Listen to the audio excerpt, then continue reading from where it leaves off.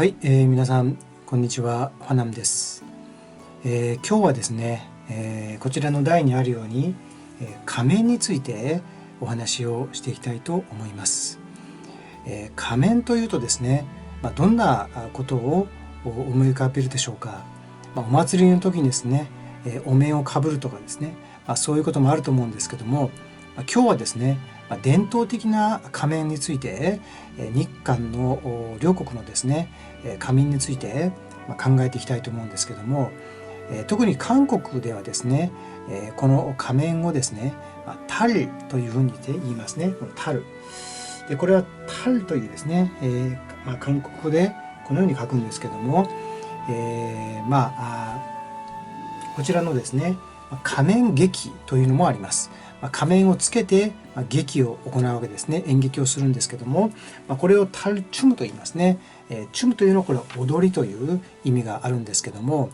こういったことをですね、日本もやはり能というですね、舞台劇があったり、そして歌舞伎というのもありますけども、そういったものを含めながらですね、今日は考えていきたいと思うんですけども、こういった日韓のですね、文化について比較をして、そして指摘している中で最もこの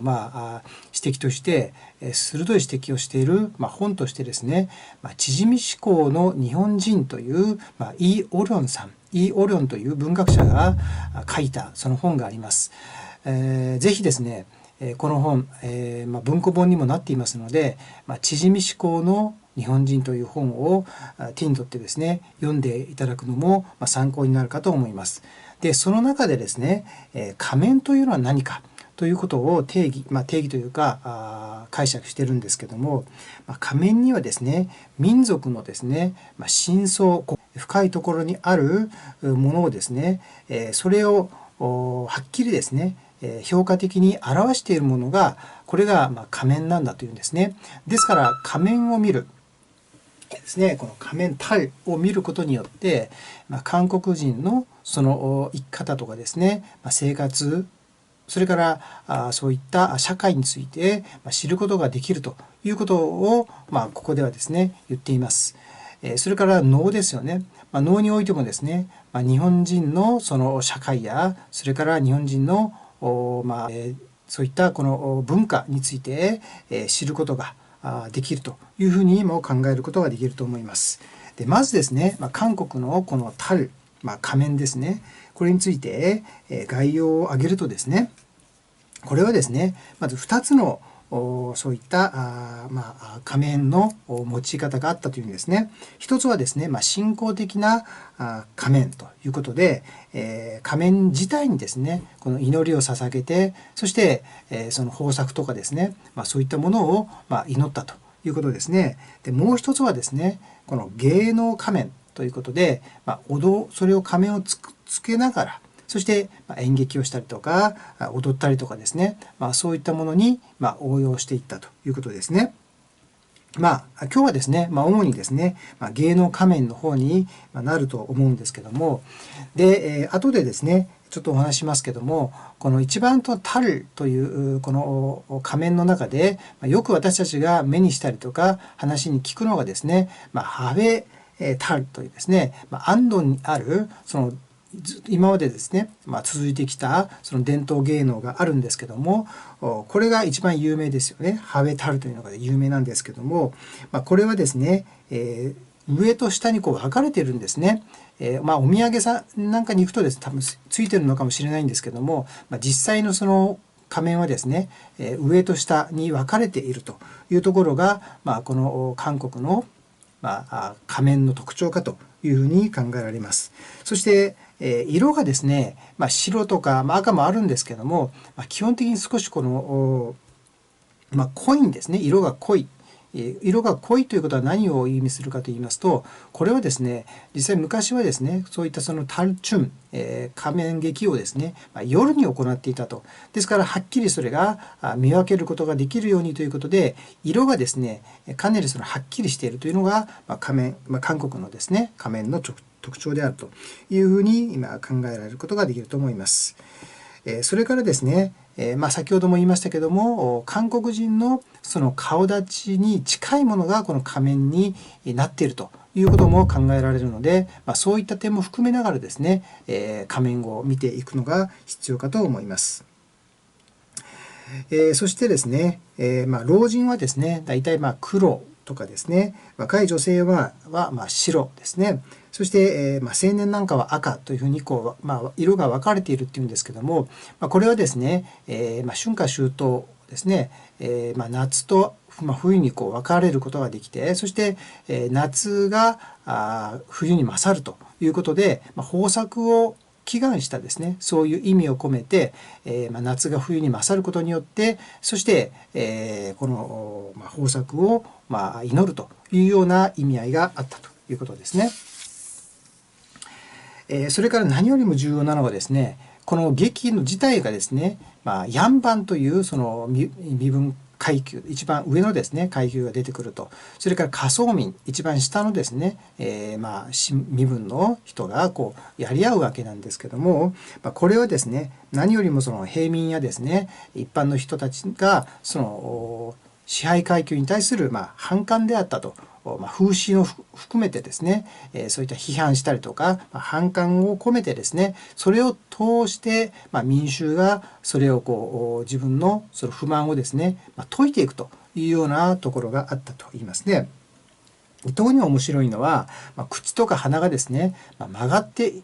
るわけですね。日本のその能面を見ると、しっかりこの目鼻立ちが良かったりすると思うんですけども、しかしながら韓国のこの仮面を見るとですね、よくよく見ると右目と左目がちょっと違ってたりとかですね、それからその口の形も曲がっていたりとかするんですけども、これはどうしてなのかということをまず考えていただきたいと思います。これは後でまたお話ししますね。それから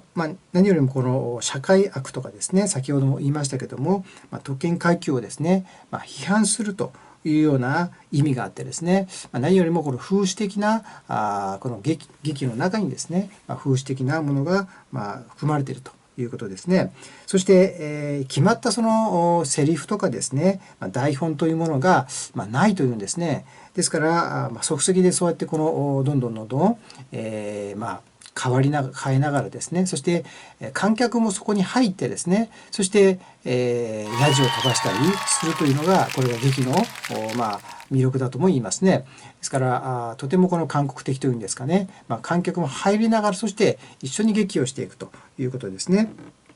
で、時期的にはですね、陰暦を中心として正月とかですね、それから端午の祭りとかですね、それからchuseok、日本で言えばお盆、陰暦のお盆、韓国で言えばですね、chuseokというその、期間がありますけども、そんな時にですね、行うということがあります。それから昔はですね、これは女性は参加できなくてですね、男性だけだったと。ですから女性の役割も男性がしていたということなんですね。で、ここからですね、アンドンという地域、アンドンというそのキョンサン北東慶尚北道にある、昔からですね、ずっとこの家系を守り続けながら、そしてその村もですね、そういったこの家系でですね、守りながら暮らしているその場所がありますね。特にこのプンサン油脂とかですね、有名なこの家系なんですけども、そういったところがあります。で、ここはですね、世界文化遺産に登録されているところでもありますし、ブッシュ大統領やですね、エリザベス女王ですね、イギリスの女王が訪問もしたところでもあります。とても韓国的というんですかね。で、私も実際何回か行ったことがあるんですけども、韓国ですね、そういったその昔ながらのですね、そういった風景を見るためにはですね、ぜひ一度行ってみるのもいいかと思います。で、そこで私はこのハエタルですね、韓国のアンドンのですね、800年間続いていると言われるハエダルを見たんですけども、実際この名前がですね、ハエビョルシン、というんですね。ビョルシン、漢字ではですね、ビョルシンとこの別心と書くんですけども、でハエというのはこの川に回るですね、こういった字を書いて、そしてハウェピョルシンクというんですね。クというのはこれは儀式と、巫女がですね、儀式をするという意味があります。時代的にはですね、この800年続いているというところですから、高麗時代までですね、遡って、そして、今までですね、継承されているということなんですね。で、面白いのは、こういったその仮面を見るとですね、高麗時代のですね、高句麗ですね、高句麗のその壁画の中にあった様子、その服装とかですね、それから親鸞から出てきたこの千年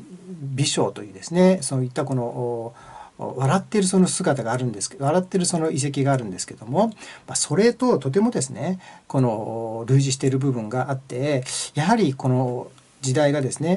高麗時代からだと言うんですけども、もっともっと遡ればですね、古代からあったそういったその韓国人、朝鮮人がですね、考えていたその顔の形というんですかね、そういったものが全てここに反映されているということも考えられるといいんですね。ですから、とてもですね、豊富な豊かなですね、表情であるというふうに言われています。で、このアンドンのですね、ハエタルですね、仮面はですね、よくよく見るとですね、とてもこの表情がですね、角度によってやはり違ってくるというのが特徴であります。それからですね、伝統社会のですね、鏡と言われるんですけども、出てくる登場人物はですね、一応9つなんですけども、しかしながら基本的にはですね、12345、5ぐらい5つぐらいにですね、代表的なものが分かりますね。一つはやはり先ほども言いましたけども、これヤンバンですね、ヤンバン。それからソンビというのがありますね。で、ヤンバンとソンビというのはとても似てるんですけども、私の動画もちょっと見ていただければいいと思うんですけども、このヤンバンというのは政治家ですね。ですから儒教の思想のその哲学をですね学んで、そして官僚にはなるんですけども、その官僚の中でもですね中央政府に行って、そして政治家になっていくというのがヤンバンであると考えていただいて、ソンビというのはどっちかというとこの在野の学者ですね、学者というイメージで持っていただいてですね、この千音札になっている千音札ですね、韓国のですね、イ・テゲという学者がいるんですけども、その人が代表的なこのソンビというふうに考えることができると思います。それからですね、出てくる登場人物としてはですね、女性ですね。で、女性はですね、隠したるというふうに言ったりするんですけども、というですね、女性のこの顔で出てくるんですけども、白いですね、この色を使ってるんですけども、それからプネというですね、仮面があるんですけども、これはおばあさんですね。おばあさんのその形として出てきます。で、この先ほど言ったヤンバンやソンビというのは、口の顎がですね、分離されてるんですね。この分離されているというのはどういう意味かというと、これはたくさん言葉を話すという意味があって、要するにそのヤンバンというのはですね、自分の発言力がたくさんあったということがあってですね、そしてこの顎が、やっぱり私も話してますけども、人が話すということはやはりこの顎がたくさん動きますよね。今私も話しててそう思うんですけども、その顎を外したというところがですね、この韓国のハエタールのですね、一番の特徴であるというふうに考えることができると思います。しかしながらですね、先ほど言ったこの隠しタルやプネタル、要するに女性のですね、このお面というのはですね、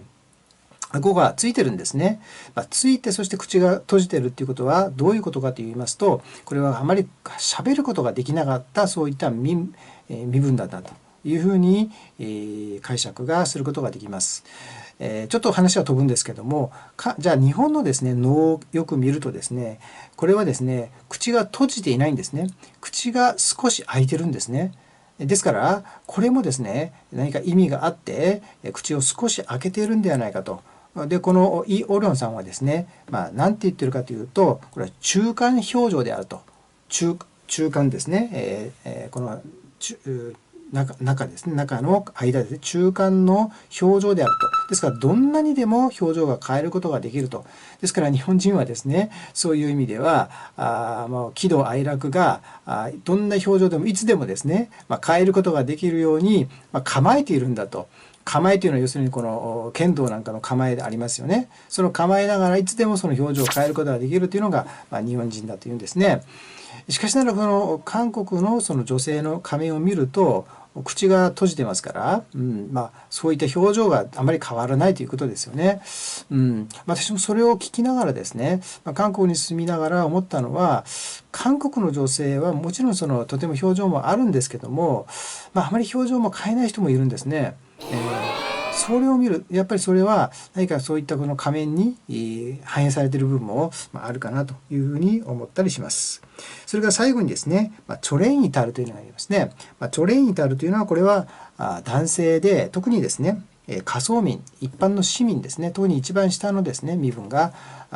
を表したその仮面であるというんですね。で、この仮面はですね、面白いのは、左右がですね、左右が対照的である、要するに左右が同じではないんですね。ちょっと口が曲がってたりとか鼻が曲がってたりするんですね。そしてシワですね。シワの数も左と右が違ったりするんですね。そういうことを考えると、どうしてそのように作ったのかというのがとても気になるところなんですけども、だいたい左のシワがですね、3つとかなっててですね、右が6つですね。シワの数が倍になっているというんですね。確かに人の顔を見るとですね、この右と左が違うわけですよね。で、それを正確に表しているのがこのハエタールではないかというふうにも考えることができると思います。それと同時にですね、この下層民のですね、仮面はですね、先ほども言ったようにその、口が曲がってたりとか目が曲がってたりとか目が右が大きかったりとかするのはですね、それは感情をとてもですね豊かにして、そしてヤンバンとかソンビリに不満を漏らすためにですね、そういう表情なんだというんですね。ですからもうヤンバンとかそういったソンビが、ピリ、こういったその非理ですよね、不道徳な行動とか行いに対してそれを批判するためのですね表情なんだというふうに言われています。それもやはり考えられてですね、そういったこの仮面を作っているというふうに言われていますね。ですからそういうことを考えるとですね、この仮面、要するに韓国のですね、